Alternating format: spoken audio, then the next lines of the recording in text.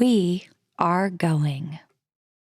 The history of this agency is marked with broken barriers, once viewed as impossible, with science fiction turned reality, with innovations that have spun industries all their own, and with demonstrations of peace for all humankind.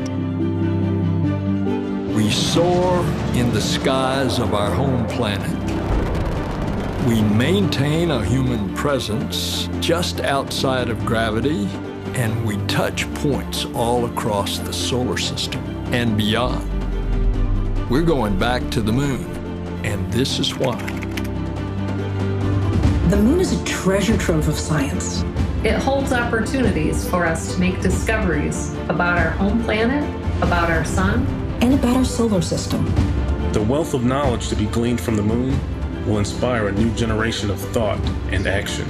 Without fail, every major program and mission NASA has invested in has led to technologies and capabilities that have shaped our culture. The breakthroughs of the Artemis era will define our generation and the generations to follow. The tens of thousands of jobs associated with propelling us to the moon today are just the beginning of a lunar economy that will see hundreds of thousands of new jobs develop around the world. This is not an ambition of one entity or one country. The exploration of the moon is a shared effort, woven together by a desire for the greater good. Why the moon? Because the missions of tomorrow will be sparked by the accomplishments of the Artemis generation today. Because the ambition to go has already begun. And because Mars is calling. We need to learn what it takes to establish a community on another cosmic shore. So let's camp close before pushing out. And so, we go to the moon now, not as a series of isolated missions, but to build a community on and around the moon capable of proving how to live on other worlds.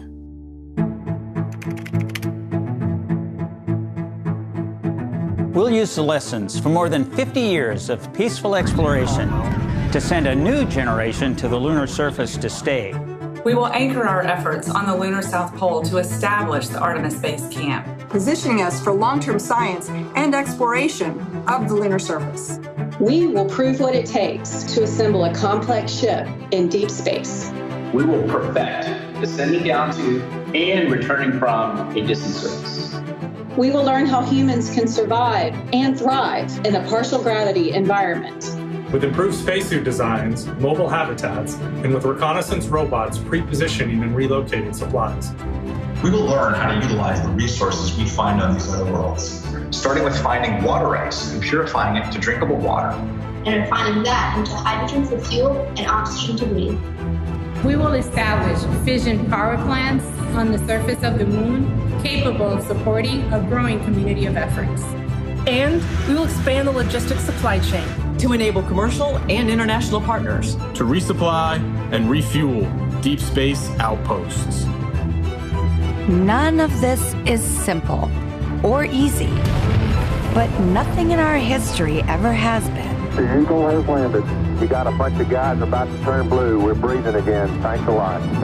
This kind of continuous lunar presence is a natural extension of all that we've learned in low Earth orbit.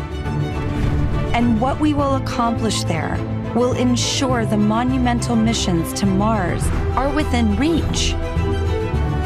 As we ready the launch of the first Artemis mission, and as commercial companies ready their lunar landers for the first private payload deliveries, we have already begun to take the next step.